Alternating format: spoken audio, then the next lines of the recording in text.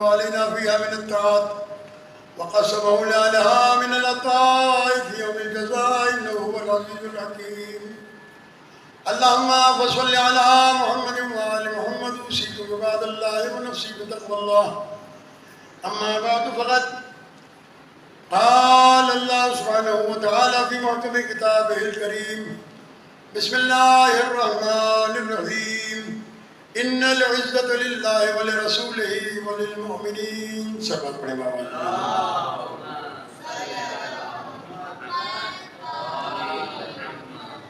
عزیزان گرامی، دنیا میں ہر ذی شعور انسان، اس کے پاس عقل ہے، فکر ہے، عزت نفس ہے،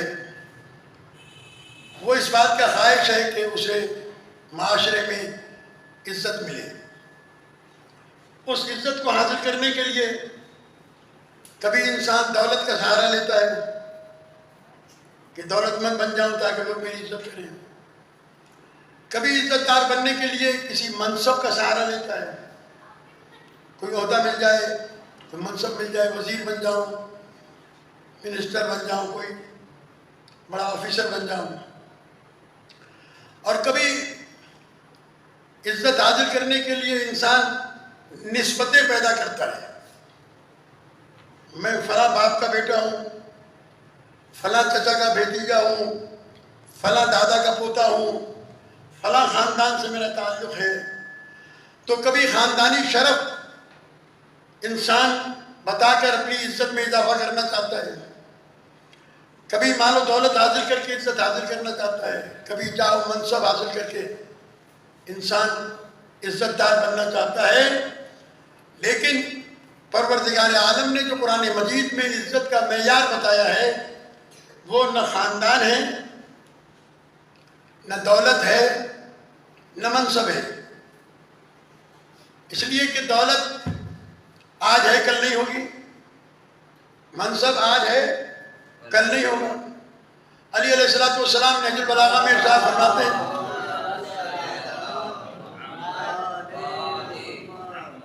مولا ارشاد فرماتے ہیں: صنیع المال یزول بزوالہ. مال سے بنی ہوئی عزت مال کے ساتھ ہی رخصت ہو جاتی.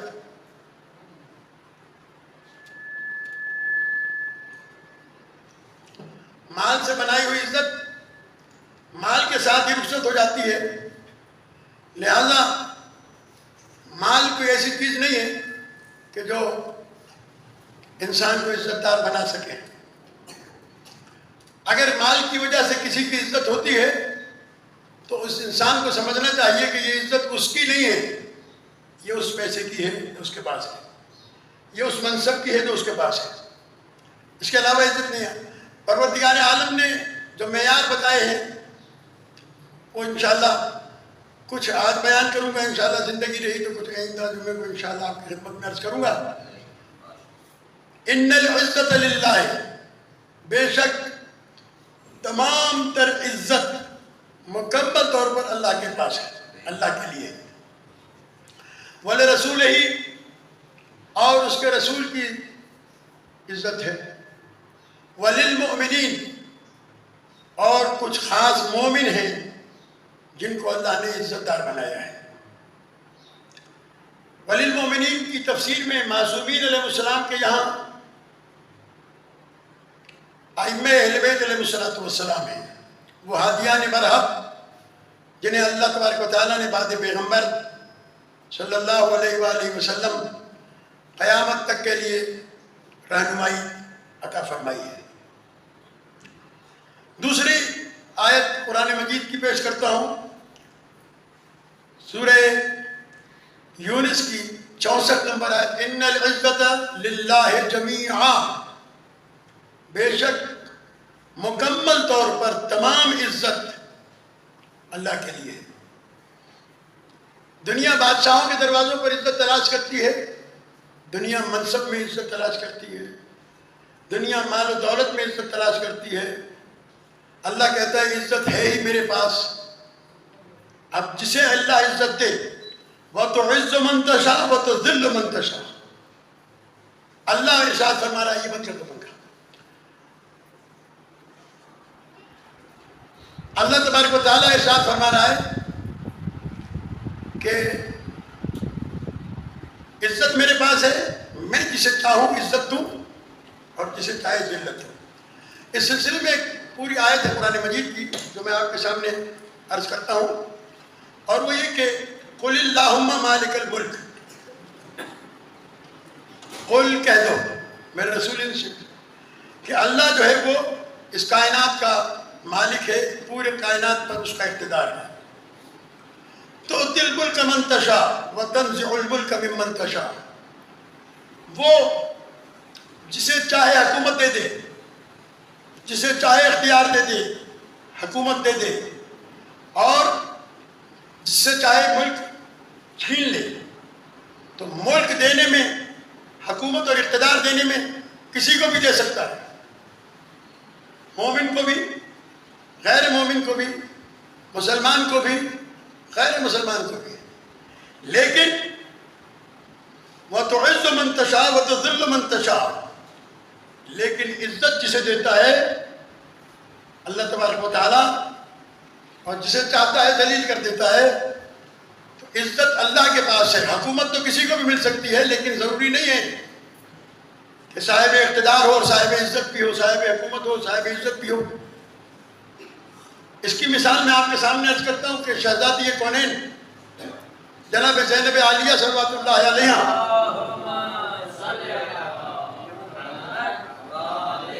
کو جب دربار میں لایا گیا تو یزید ملعون تحت حکومت پر اقتدار کے نشے میں یہ آیت پڑھ رہا تھا۔ جب اس نے یہ آیت تلاوت کی تو علی علیہ السلام کی علی بیٹی نے، شیر خدا کی شیر دل بیٹی نے بابا کے لہجے میں جواب دیا اور فرمایا اے یزید، اس آیت کی یہ تفسیر نہیں جو تو کر رہا ہے۔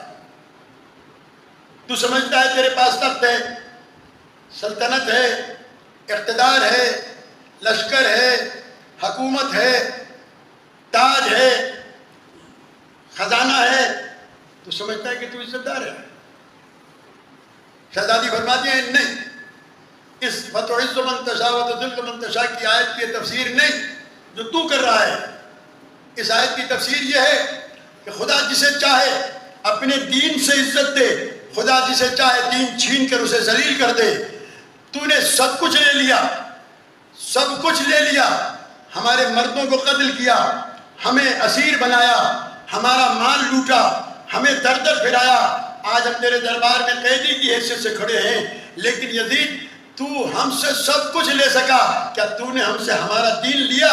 کیا تو ہم سے ہمارا دین چھین سکا؟ ہمیں اللہ نے اپنے دین سے عزت دی ہے، خدا نے تجھے بے دینی کی ذلت دی ہے، تو سب کچھ ہونے کے باوجود بھی ذلیل ہے، ہم سب کچھ کھونے کے باوجود بھی عزت دار ہیں، اس لیے کہ دین ہمارے پاس ہے۔ یہ ہے عزت کا معیار۔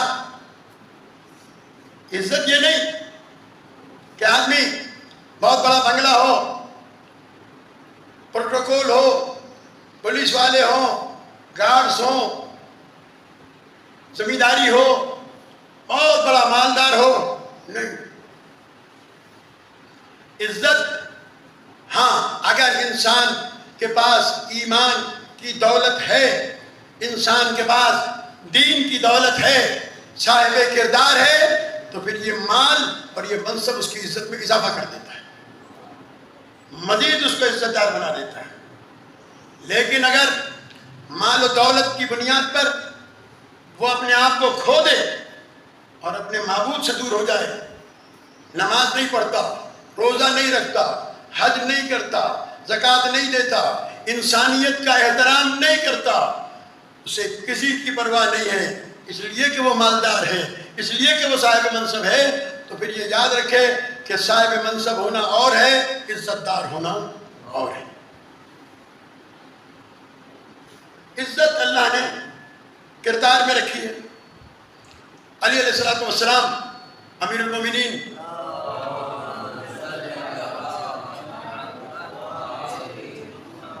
ارشاد فرماتے لا عز اعز من التقوی،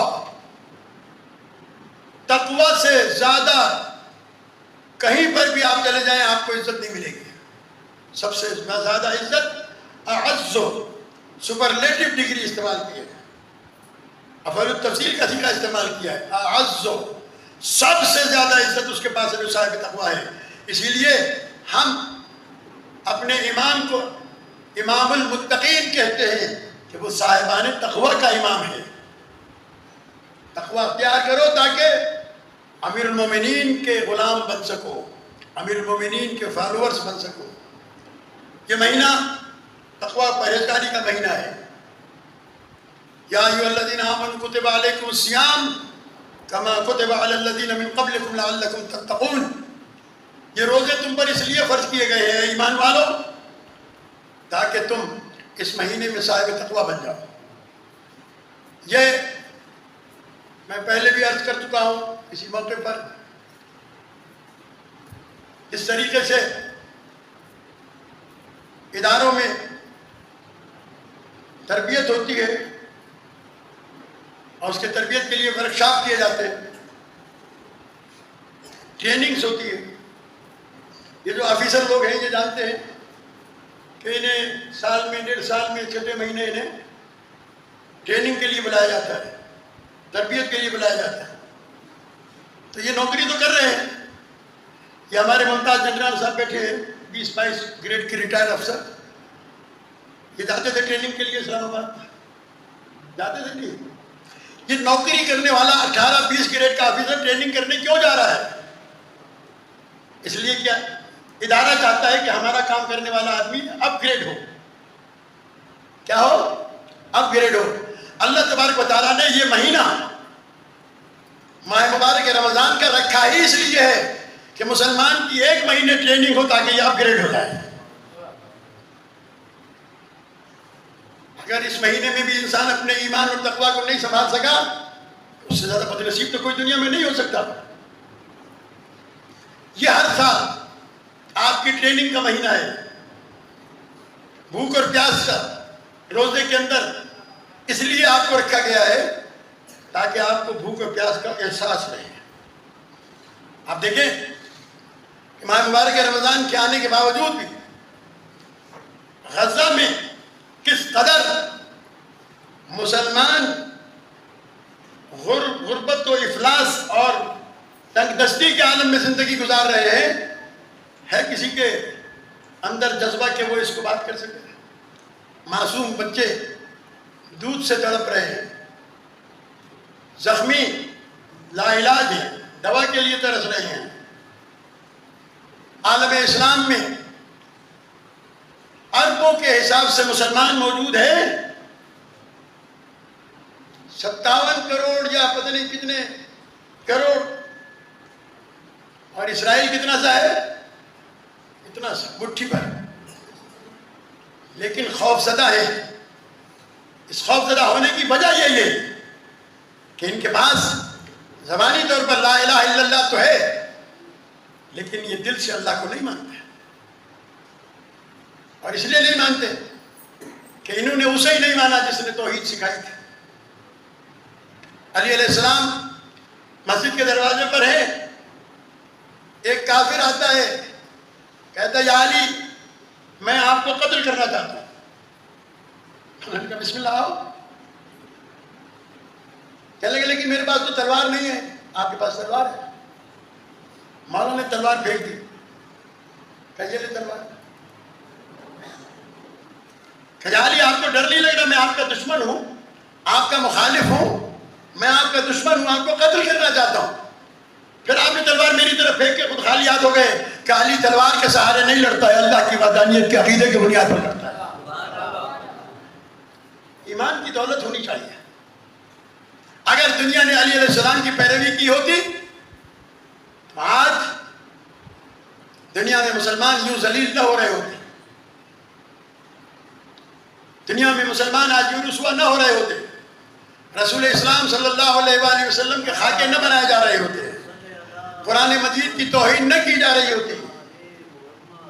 مسلمانوں کو یوں نیچی نگاہوں سے نہ دیکھا جا رہا ہوتا. عزیزان گرامی، میں آج کی اس بات کو تمام کرتا ہوں اور ایک علی علیہ السلام کا ایک فرمان پیش کر کے آج کی اس گفتگو کو یہاں تمام کرتے ہیں. انشاءاللہ پھر آئندہ جمعے کو زندگی بخیر رہی تو انشاءاللہ بیان کروں گا. مولا فرماتے ہیں جو صدیق اکبر بھی ہے، فاروق اعظم بھی ہے، وہ علی جو اعلم الناس، دنیا میں سب سے زیادہ علم رکھنے والے بھی ہیں، شہر علم میں نبوت کا دروازہ بھی ہے، وہ علی علیہ السلام فیصلہ کن بات کر رہے ہیں. شیعو اس بات کو توجہ کے ساتھ سنیں اور کوشش کریں کہ اس پر عمل کیا جائے. مولا ارشاد فرماتے ہیں من اطاع اللہ عز وجل عز و قوی، اللہ تعالی عزت دار اور قوی اللہ کی جس نے بھی اطاعت کی وہ عز و قوی، جس نے اللہ تبارک تعالیٰ کی اطاعت کی. من اطاع اللہ سبحانہ عز و قوی، وہ عزت دار بھی ہو گیا اور قوی مضبوط بھی ہو گیا. نہ اس سے زیادہ طاقتور کوئی ہے جو اللہ تبارک و تعالیٰ کی اطاعت کرتا ہے، اور نہیں وہ اس سے زیادہ کوئی عزت دار ہے. وَجَعَلْنَاكُمْ، قرآن مجید کی آیت ہے، وَجَعَلْنَاكُمْ شُعُوبًا وَقَبَائِلَ لِتَعَارَفُوا إِنَّ أَكْرَمَكُمْ عِندَ اللَّهِ أَتْقَاكُمْ. یاد رکھو ہم نے تمہیں قوموں اور قبیلوں میں تقسیم کیا ہے. یہ بلوچ، یہ جاموٹ، یہ سید، یہ کاظمی، یہ زیدی، یہ موسوی، یہ امتی، یہ سید، یہ ساری چیزیں ہیں، لیکن عزت قوم و قبیلے کی نہیں ہے. ان اکرمکم عند اللہ اتقاکم، تم میں سے وہ شخص جو تقوی الہی رکھتا ہے وہ اللہ کے نزدیک سب سے زیادہ عزت دار ہے.